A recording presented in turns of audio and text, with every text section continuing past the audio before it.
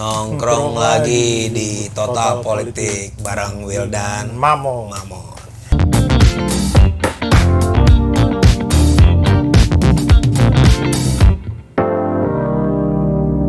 Kalau nggak bersemangat sih. Lu yang gak bersemangat Nggak anjir. bersemangat karena salah satu anim terbaik Anime akan terbaik selesai. abad ini akan selesai. Abad ini juga sih. Banyak yang bagus juga. Iya. Hero Academia juga ada. Tapi Attack on Titan akan kelar. Iya. Jadi kita tahu kan kita mau ngomongin apa? Dia Attack on Titan karena lagi nge-hits banget ya. Yang hits banget. Gue pikir semua bapak-bapak, anak-anak lagi nonton Attack on Titan. Bapak-bapak, Jadi anak-anak kita ya. nggak perlu lah untuk Jelasin cerita dari awal sampai akhir. Jadi gue sama Mamut biar nggak garing sedikit mau ngomong serius nih. Iya. Lo garing ya hidup ya? Gara-gara dikatain netizen garing, saya sedih sekali saya. Ya kita belum sekali bercoki muslim lah, maklum aja ya, Jauh teman-teman, lah. jauh Kita lah. bakal ngomongin sebuah bangsa lah ya. Iya. Bangsa Eldian dan bangsa Marley. Marley. Jadi main lihat dari sisi bagaimana gue sama Mahmud membuka dan mengupas dari perspektif politik. Kebetulan karena kita wibu dan kita sarjana politik. Ya, lo banyak baca komik apa aja, lo manga apa aja yang lo ikutin? Enggak sih, gua anime sih lebih Lo lebih ke anime ya? bukan manga gitu. Manga males bacanya. Lebih ke arah nonton. Banyak lah kalau ya masa kecil kita di hari Minggu mah. Banyak ya, Itu Doraemon, anime semua lah. Inuyasha, Hattori, macem-macem lah. Nah, ini aja nih. One Piece gitu. Iyalah, One Piece malah belum kelar tuh gua. Kagak kelar-kelar anjir. Naruto. Sampai udah ada. Kalau ini oke, nanti kita bahas anime yang lain. Oh, siap. Di like ya kalau ya oke. Kita lihat perspektif politik. Kalau sinopsis cari aja di Wikipedia. Gue Emang sinopsis ada di Wikipedia? nggak tahu sih. Adalah cerita singkat anim lah, banyak lah di YouTube. Banyak gitu banget di YouTube yang kalau malas nonton banyak yang mau ceritain di YouTube. Kita mau lihat dari perspektif politiknya.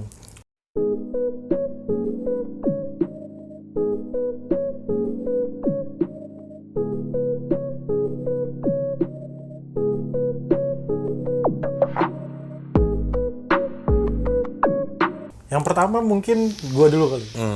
Gua ngelihat nih anime ini nih dari perspektif negara platonik. Apa tuh platonik tuh? Negara kan Plato kan dia punya satu konseptual negara ya. Walaupun nggak mirip-mirip banget ya, kan dia harus dipimpin oleh philosopher king. Betul. Ya. Tapi kalau gua ngelihatnya bukan dari sisi itu ya, tapi ngeliat emang raja pertama tuh, kalau kalian tahu cari aja raja pertama yang pertama kali bangun tembok itu 100 tahun yang lalu katanya. Dia kan mendambakan intinya dia pengen bikin satu society yang aman, damai gitu kan. Berarti kan kayak filosofis gitu loh. Dia sengaja menciptakan dalam tanda kutip Titan, nih spoiler alert juga nih. Menciptakan Titan buat jadi akhirnya orang tuh udah lu tuh hidup di dalam tembok aja, tenang, damai gitu. Karena kalau lu keluar tembok itu akan ada bahaya yang mengancam lo, dan ya makanya dia mencoba membuat tatanan dengan cara konsepnya itu ada 3 tembok kan, 3 tembok paling dalam, tembok tengah, tembok keluar, dan itu menggambarkan strata sosial kan. Kalau orang-orang elit, orang-orang kaya tuh tinggalnya di tengah, tembok paling dalam. Orang-orang miskin mungkin kalau kita di sana kayak kita Di luar tembok malah, di luar tembok malah. Mati dimakan Titan. Gue ngeliat kayak gitu tuh negara yang ya itulah mungkin konseptual negara-negara zaman dulu juga kayak gitu kali ya. Negara-negara kerajaan zaman dulu kayak dibuat ada strata sosial yang jelas, terus juga dari sisi militernya juga kan ada 3 militer kan. Stratanya tuh jelas. Lo ada yang bagian keluar, lo ada yang jagain tembok, lo emang ada pasukan elit yang ngurus di dalam gitu kan. Nah itu dari situ tuh ketahuan tuh orang tuh udah terbagi-bagi berdasarkan kemampuan. Kalau si Eren kan ngikut pelatihan tuh, makanya tapi kan yang sebenarnya mau diambil buat pasukan elit kan yang 10 teratas doang kan sebenarnya. Yang lain nggak bisa milih jadi pasukan elit, tapi 10 itu boleh milih. Boleh milih dia menjadi pasukan elit atau enggak. Nah dari situ aja tuh udah ketahuan lo. Kalau Plato kan bilang kan lo dari awal kecil tuh udah tahu, udah di jalurnya tuh lo harus jadi ini, lo harus jadi ini gitu kan. Itu udah ketahuan. Nah itu kalau dari lo, nanti gue lagi. Gue sih kalau lihat nih film Attack on Titan yang paling seru adalah dia tidak melihat memisahkan secara langsung antara protagonis sama antagonis, bro. Ya nggak sih? Iya, Jadi iya, lo secara moral, nilai kebenaran, terus perspektif tuh campur baur sih. Jadi banyak anomali Iya, yang iya. di hebatnya Attack on Titan ini bisa bangun anomali di mana masyarakat melihat dirinya di sendiri bahwa masyarakat di luar. Makanya kadang gue lihat seru sih. Kadang jadi akhirnya kita bisa lebih mikir sebenarnya tuh baik buruk tuh akhirnya jadi relatif kan. relatif. Jadi relatif. Terutama Bukannya- setelah season 4 ya. Betul, setelah season 4 ya relatif. Di satu sisi gue juga ngeliat tuh ada semacam bumbu-bumbu politik identitas juga sih. Oh Dan. iya bener. Politik Iya kan? identitas itu pasti. Antara bangsa Marley Bangsa sama Marley, bangsa- Eldian iya, gitu kan. Padahal manusia tuh diciptakan berbeda-beda untuk saling Melengkapi. melengkapi, tapi ini malah saling memusuhi. Iya malah saling memanfaatkan dan saling menjajah. dan saling ngebunuh kayak gitu sih. Ngebunuh. Gua. Dan itu mungkin juga jadi gambaran kita ya, kalau seandainya kita terlalu punya etnosentrisme yang kuat, hal yang terjadi di Attack on Titan itu mungkin bisa terjadi di Indonesia juga gak sih? Iya, iyalah itu pastilah. Karena akhirnya ya terutama sih sebenarnya gue sepakat sama lo yang masalah baik buruk. Dari season 1 sampai 3 kita tahu bahwa Eren adalah orang baik. Sampai season 4 kita jadi bertanya, Dia baik apa tidak? apakah Eren itu adalah orang baik gitu kan? Kayak gitu. Nah itu, gue nggak tahu nih akhirnya akan kayak gimana nih. Siapakah protagonis sesungguhnya gitu? Benar. Kalau menurut gua tuh ini soal nanti keberpihakan kita sih.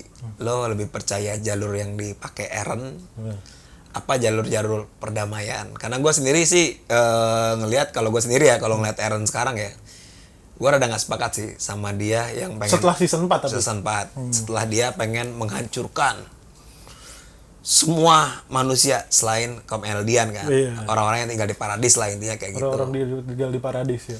Iya, walaupun Eldian di kelompok Marley jadi warga negara kelas 2, Iya. itu kan juga ada analisis lagi tuh menurut gua. Apa tuh? Semacam postkolonialisme juga kan? Oh iya bener, Iya kan? postkolonialisme. Kayak zaman pribumi kita, Iya. kaum abangan ya, apa sih? Kaum Kaum apa, ayo? Iya, lupa gua anjir.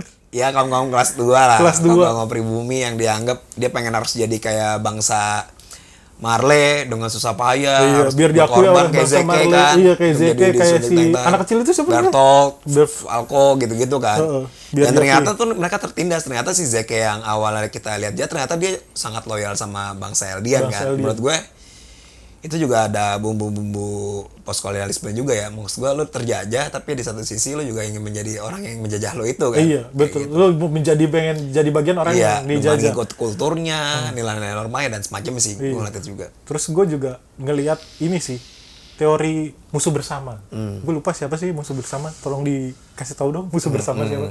Bahwa emang dari awal tuh persatuan bangsa Eldian di dalam tembok itu dibangun melalui musuh bersama yang ada di luar. Jadi ya tau lah ya teori bahwa akhirnya persatuan itu bisa tercapai karena adanya musuh bersama gitu. Ini kayak film The Watchmen yang dokter yang Iya warna biru betul, itu The ya. Watchmen itu yang dia akhirnya Kabur ke bulan. kabur ke bulan. Dia menciptakan saking pintarnya dia menciptakan dirinya dia sebagai musuh bersama sendiri agar umat manusia jadi bersatu ngelawan dia gitu kan. Iya. Tapi walaupun sebenarnya ternyata musuh bersama itu diciptakan atas dasar kesadaran palsu.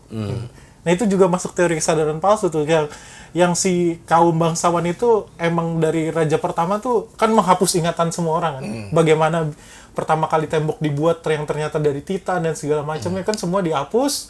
Terus dia bikin kesadaran baru bahwa ya lo aman tinggal di sini dan di luar adalah bahaya. Di luar itu nggak ada apa-apa selain bahaya gitu. Itu musuh bersamanya adalah Titan. Walaupun sebenarnya menurut gue dibantah juga sama film itu terkait teori musuh bersama ini bahwa kesadaran palsu itu nggak bertahan juga kok. Kesadaran palsu itu cuma bertahan. Perdamaian semu. Iya perdamaian semula itu. Maksudnya kita tenang. Ini kayak zaman dulu sebelum ini sih. Kita tenang tapi tenang karena apa ya? Karena akhirnya dapat kesadaran palsu itu. Tanpa sadar bahwa ternyata di luar sana ada sesuatu yang terjadi. Bahkan kan sampai kesadaran palsu itu juga dimanfaatkan oleh elit-elit yang itu tuh, yang raja palsu itu digunakan oleh elit-elit sekitar raja palsu untuk melindungi dan melanggengkan kekuasaannya dia. Hegemonik gitu ya. Jadi hegemonik bahwa emang itu harus diciptakan agar kita damai. Iya benar. Terus apa lagi kalau Sama gue ngeliat gini sih, kan ini problem season dimana akhirnya si Eren pengen memusnahkan bangsa selain orang-orang yang di Paradis gitu kan ya. Iya. Membebaskan kaum Eldia sebagai warga dunia kelas 2 gitu. Menariknya menurut gua adalah apakah langkahnya atau enggak sikap Eren sekarang ini benar gitu kan dengan melakukan kekerasan, nginjek-injek orang, ngebantai dan semacamnya gitu. Gua selalu percaya sama perspektifnya si Don Helder Camara soal spiral kekerasan. Jadi gue belum pernah baca. Ya itu Don Helder Camara. Don Helder Camara dia inilah orang-orang yang penganut teologi pembebasan juga zaman-zaman di Amerika Latin. Jadi dia percaya bahwa ketika lo memulai kekerasan itu nggak akan pernah berhenti gitu. Oh, circle of ini ya, apa sih namanya? Lingkaran kekerasan ya? Iya, lingkaran spiral tapi spiral ya, kekerasan. Jadi kita bisa lihat ketika dari season pertama sih sebenarnya bahwa temboknya dihancurin tuh awal pintu kan. Wah, si Eren kecewa banget itu terjadi kekerasan, pembunuhan dan semacamnya gitu kan. Dibunuh. Akhirnya malah si Eren sekarang yang pengen ngebantai orang-orang di luar tembok gitu kan.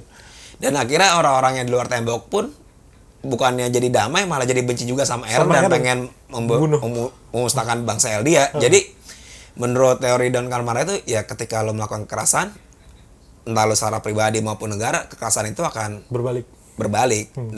Dan menariknya dari Don Helder Camara itu dia bilang kekerasan tuh ada 3 jenis bro. 3 jenis. Pertama itu adalah personal, yaitu ya mungkin kayak Bertolt nendang pintu, akhirnya pintu yang kejepit ke ibunya, akhirnya marah besar kan dia tuh pengen melakukan kekerasan. Terus ada yang secara institusional bro. Nah institusional itu kalau kata Don Helder Camara ya kayak negara gitu, kalau lo lihat kan di season 3 apa season 2 gue lupa ya, itu ketika akhirnya polisi elit itu mulai ngebunuh-bunuhin tim penyelidik. Bahkan ada beberapa negara yang bilang itu season 2 kalau udah gak usah masuk ke benteng yang tengah, tetap di luar aja gitu kan, biar mati dan semacamnya. Dan akhirnya mengalami ada yang sifatnya struktural. Yang struktural ini ya struktural ini kayak zamannya dari awal LDA itu terbentuk. Betul, kan? Bahkan kan dari awal bahwa mereka itu sengaja dikucilkan kan? Iya, betul. Dikucilkan karena mereka punya satu kekuatan yang nggak dipunyai orang lain kan? Secara struktural mereka ditekan gitu kan? Iya, betul. Ya kayak misalnya kalau kita lihat kayak misal di kasus Marley kan ada stratifikasi sosial tuh. Betul. Yang antara kaum Eldian dengan kaum Marley.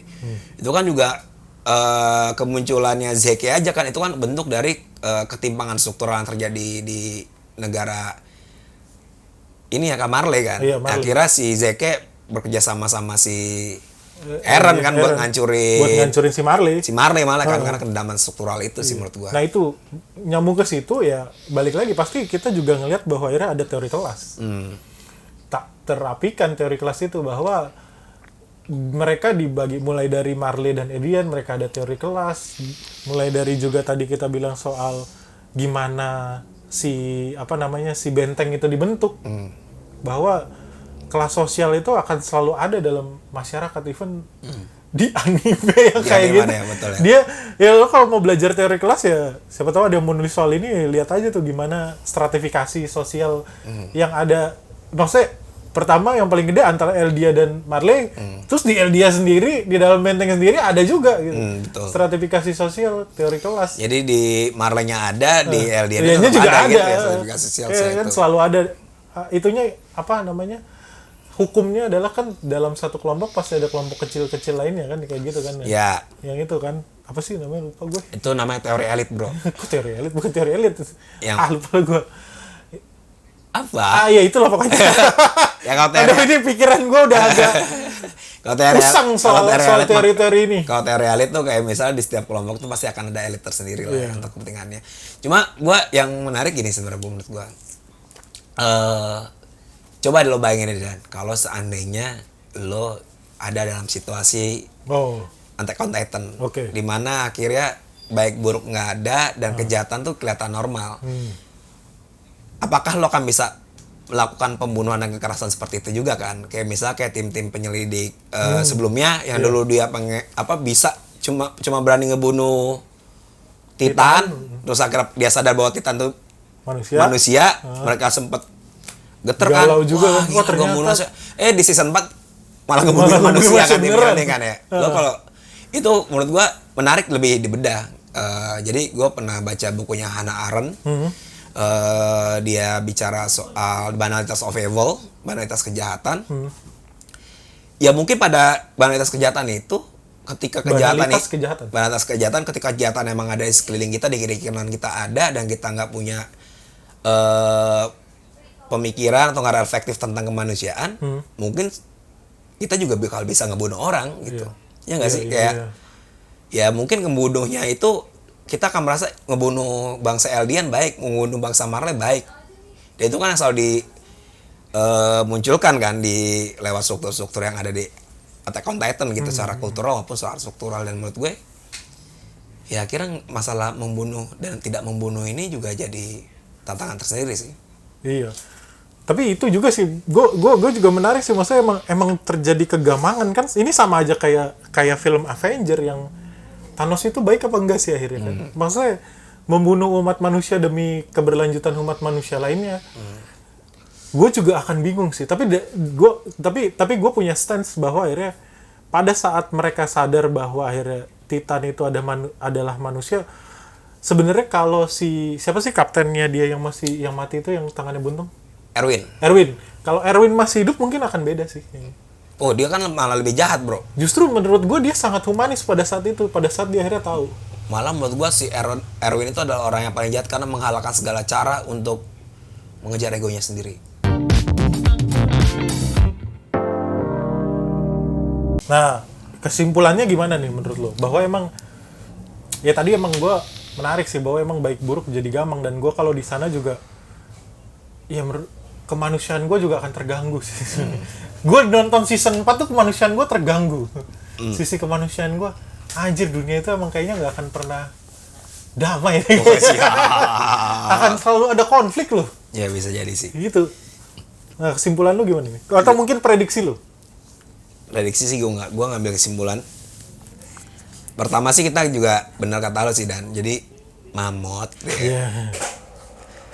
Kalau kita di situasi semacam itu ya, maksud gue di situasi di mana banalitas evil itu hadir, kita tuh akan sangat bingung memisahkan mana yang baik mana yang buruk sih menurut gue. Dan membunuh mungkin itu jadi salah satu yang baik kan. Kalau misalnya entah lo di bangsa Eldian atau nggak lo di bangsa Marley, ya mungkin membunuh itu dalam perspektif perjuangan kan. Iya. Sama-sama berjuang kan mereka kan. Akhirnya kan kita nggak tahu apakah yang kita lakukan benar apa salah, karena itu panggilan perjuangan sebenarnya kayak gitu kan. Itu kalau kita lihat itu. Terus yang kedua terkait masalah politik identitas ya, menurut gua ketika lo sangat fasis, rasialis, primordialis, atau nggak lo sangat etnosentris dan semacamnya itu juga jadi problem, karena akhirnya banyak prasangka buruk kita terhadap komunitas maupun kelompok lain kan. Betul. Kayak sekarang aja mau gabung nih antara Marley dan Eldian ini ya udah gerusak-gerusuk kan, ini saling nggak percaya dan semacam, karena udah terlalu lama kita terjebak sama paradigma yang politik identitas yang terlalu ekstrim itu kan. Dan menurut gue di realitas kita sekarang juga kayak gitu. Sama yang terakhir ya, gue selalu percaya sama Donald Kamara, ketika lo memperjuangkan sesuatu dengan kekerasan, yang timbul lagi ada kekerasan yang tanpa akhir gitu sih kesimpulan dari gue. Kalau gue sih, gue menunggu season 4 ini berakhir, dan gue mau tahu akhirnya mungkin ada yang udah baca duluan, bagaimana sih di resolve akhirnya gitu, apakah emang akan Eren jadi monster besar. Apakah bagaimana akhirnya memutus rantai kekerasan ini sih sebenarnya? Ya, spiral memutus rantai kekerasan ini, dan atau jangan-jangan emang nggak bisa diputus. Gue sih malah ngebacanya ini ya, kalau komikusnya bener mungkin nggak akan bisa diputus gitu, dibiarkan menggantung. Karena emang realitas itu yang kita hadapi saat ini. Oke, jadi kalau teman-teman punya pendapat lain atau menentang kita atau membuli, silakan komen, karena kita butuh perspektif teman-teman buat membuat gairah nonton AOT semakin keren dan bersemangat. Sampai jumpa lagi. Bye-bye. Cuklep.